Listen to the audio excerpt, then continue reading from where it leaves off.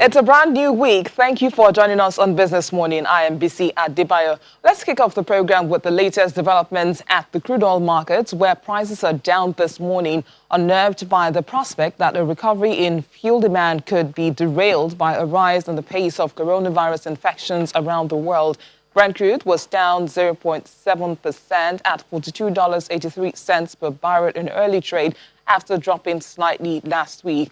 The U.S. oil was off by 0.69% at $40.37 a barrel after gaining 4 cents last week, while fuel demand has recovered from a 30% drop in April after countries around the world imposed strict lockdowns. Usage is still below pre-pandemic levels, and U.S. retail gasoline demand is falling again as infections rise. And meantime, in Japan's oil imports fell 14.7% in June from the same month a year earlier, and that's according to official data released today. Now, that drop was not as pronounced as in May, when they fell 25% year on year. Still, exports from the world's third largest economy slumped by a double-digit decline for the fourth month in a row as the coronavirus pandemic took a heavy toll on global demand.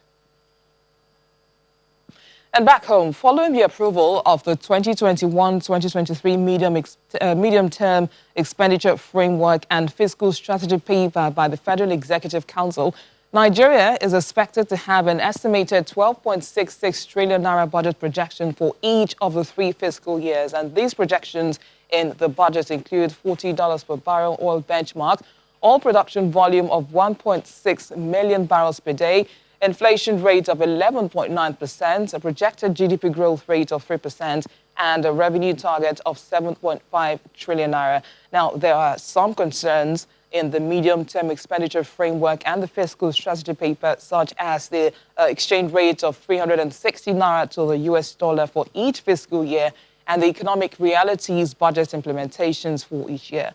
But joining us now to examine the budget is a former Deputy Governor of the Central Bank of Nigeria, Dr. Tunde Lemo. Good morning, Dr. Lemo. Thanks for joining us on the program. Tell us, what's your assessment of the MTEF as approved by the Federal Executive Council last week? Thank you very much for having me, BC. Basically, it's indeed important that there was a recalibration of the MTEF in the light of COVID and all of what we have seen. I believe so much has been done, and they have taken steps in the right direction. I'm definitely in support of the oil price benchmark of $28 a barrel, and then 40 from 2021 to 2023. And my reasons are because World Bank and other development partners gave a forecast that was even much more aggressive than that. The World Bank forecast in 2021 to 2023 is that oil price will certainly exceed $40 a barrel. And if you look in the document, you'll find out that the oil production also has been pegged at 1.8. This also includes condensate. You recall that when OPEC Plus pegged their export volume, Nigeria had to shed up 300 barrels. And of course, that means that we now produce 1.4 plus condensate, approximate 1.8. What they have in the projection is average of 2.38 in 2023. This for me is not too aggressive in the light of the fact that we're not going to remain as we are forever. I believe before the end of the year, we should put the issue of coronavirus behind us, and then, of course, the world will be back on full stream. I, however, don't agree with them on the exchange rate. Exchange rate of $3.60 has been suggested. This, for me, is damn unrealistic. It's unrealistic because even as we speak, in the I&E window, we already have exchange rate of around 385. And this is even still artificially low because the parallel market is already doing well over 400. And when you look at our major trading partners, for instance, US, and you look at the inflation projection in the next few years vis-a-vis our own, even if you adjust for inflation in the next 3-4 years, I do not see why Naira will not depreciate by between factor of 5 to 10% year on year in the next 3 to 4 years. So for that document to assume that in 2023 we will still have 360 Naira to dollar is very, very unrealistic. Inflation numbers are fair, 11.95 today, and then of course projected to be 10.94, 11% between 2021 and 2023. I believe inflation will be slightly more than that, given where we are today. We already have inflation number that is highest in the past 24 months, about 14 point something percent. This, I believe, may be sustained till the end of the year because of COVID. We are not likely to have inflation tapering up until we carry out the necessary reform that will ensure that we boost productivity, which again is why I believe the GDP growth rate that is projected of between 3 and 4.6% in 2021 to 2023, as conservative as it may be, I believe if we unlock all the potentials that we have, if we deregulate the downstream sector, if we look at infrastructure and we are consistent in upgrading the infrastructure, i.e. roads and railway, if we continue to reform the power sector, especially introduction of tariff review, which unfortunately is being rolled back, that is not good enough. If we continue to ensure that we have flexible foreign exchange, and then if we also embark on other structural reforms that make us more competitive, we should have more impressive growth numbers. Growth numbers of 3 to 4.6% will not take us out of the woods. We currently have growth numbers that depress our per capita income. I believe that we should shoot for growth numbers that are impressive. Maybe 5 to 6% is certainly what we need year on year for the next 10 years before we can begin to see the impact on the people. All right, Dr. Lemon. Now, unlike the previous MTEF, now there is no provision for dividend receipts from the NLNG. Does this mean that the company is not expected to report any profit in the next 3 years? Well, you see, the devil, they say, is in the details. I believe they are keeping that up their sleeve because of the surprises that we normally get in the revenue expectation. Take, for instance, the budget that we are implementing. The revenue that government got since January is just 56% of what was projected. So some of those windfalls sometimes are deliberately reserved so that they can be able to use it to shore up significant shortfall in revenue. Otherwise, I don't think they expect that they will not be productive. Now, earlier on, Dr. Lemo, you talked about the crude oil benchmark of $40 per barrel, of course, which aligns with the IEA projections and that of the World Bank. But wouldn't you say that it's too ambitious, in view of OPEC Plus continued application of production cuts? I don't believe so. I don't believe it's too ambitious. In fact, the application of production cut is what will help to sustain that.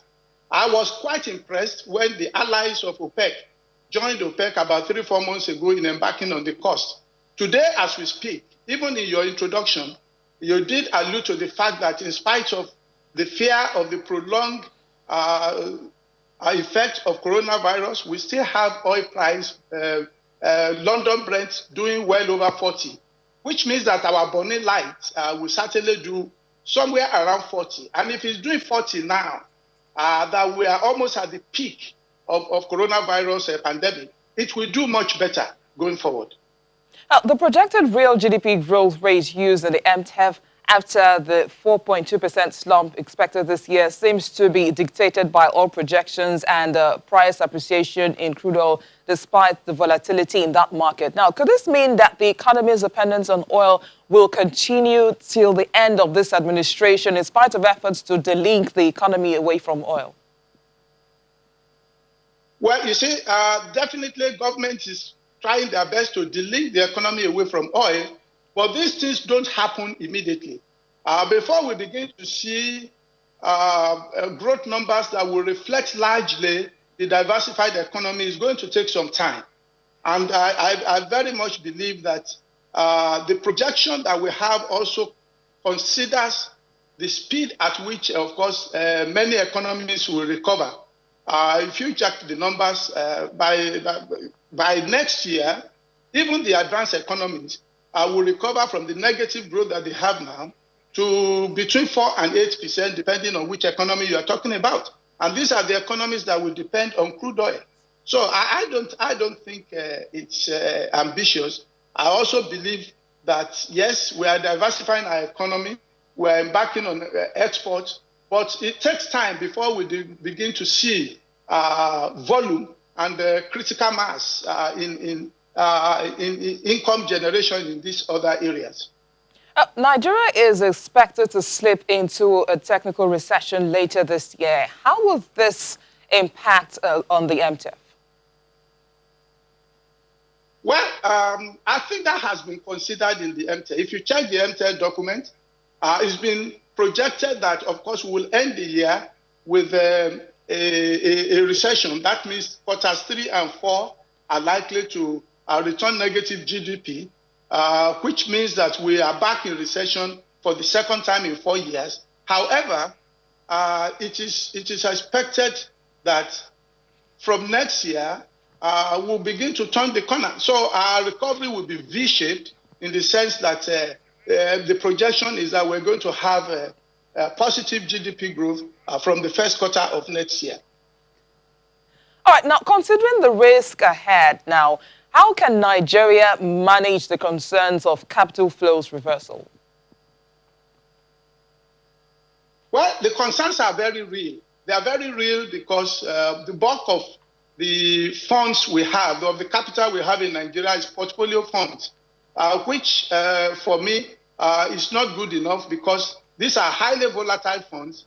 And of course, the Honorable Minister for Health alluded to that in the MTF document when she said that Nigeria suffers volatility anytime there is an uproar in the global economy. I believe that Nigeria can begin to do something about that by ensuring that we have flexible foreign exchange practice. If we can ensure that the foreign exchange becomes flexible, of course, we will be able to have better flow of foreign exchange. The reason why we may not have as much as possible is still because the investors believe that our foreign exchange is still managed.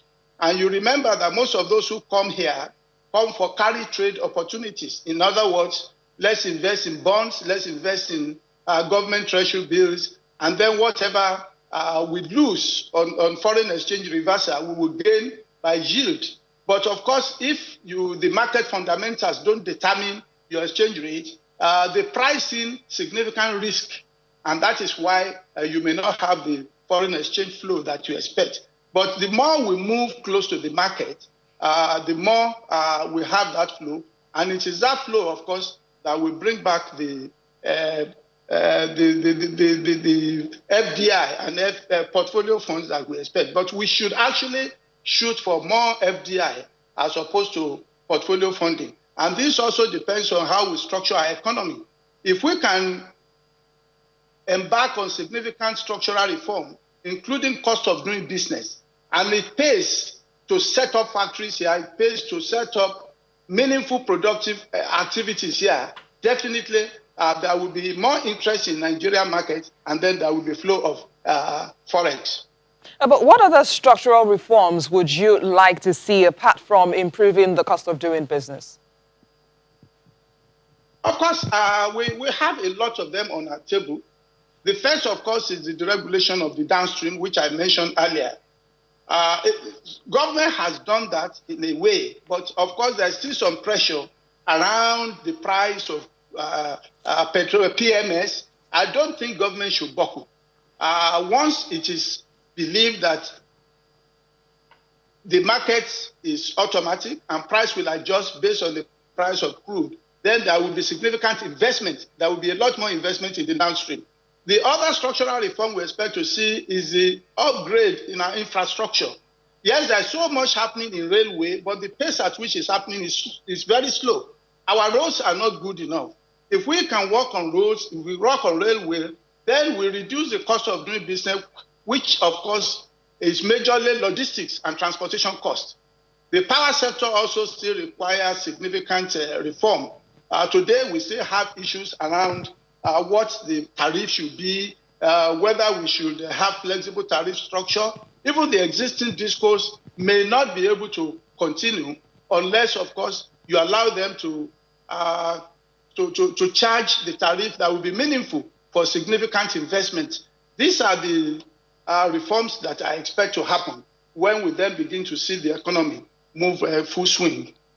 Now, Dr. Lemuel, let's just backtrack a bit now, talking about the dependence on oil for revenues. Now, how well can the government actually leverage the agri sector and taxation as a way to boost revenue? Taxation is good in the sense that, of course, you can immediately tax people and spend more. But these are not the times for such thing. Remember that COVID has affected the way we do business. And of course, because of the fact that most companies are not operating at full capacity, taxes, you may not be able to get taxes that you expect, particularly corporate income tax in the near term. This certainly will affect government income. The other one you mentioned, remind me again, apart from taxes. The agricultural sector. The agriculture sector, we've done so much to reduce food importation. But remember that most of the players in the agri sector operate also at subsistence level. Agri sector still accounts for a very high percentage of GDP component, but the major players are very, very vulnerable farmers. You cannot tax them. And because of that, you still need to support them. Those in commercial agriculture are just beginning. And before they begin to roll in profits, where you will be able to charge a lot, they need lead time of 3 to 4 years. Central Bank is assisting a great deal in that. But that is very helpful in the sense that our import bill for food will be reduced, and then the basic raw materials, there will be local alternatives for them. But in the short run, it does not produce so much income for government. Rather, it helps government to conserve foreign exchange, and then we can be able to use foreign exchange for other things. Before we begin to see large revenue from taxes, we need to widen our economy. We need to grow the economy, which is why I suggested that we should work hard on having an economy that grows at 6 to 7% year-on-year consistently for the next 10 years. That's where you begin to see the effect on taxes. I would like to thank you, former Deputy Governor of the Central Bank, Dr. Tunde Lemuel, for speaking with us this morning. Thank you for having me.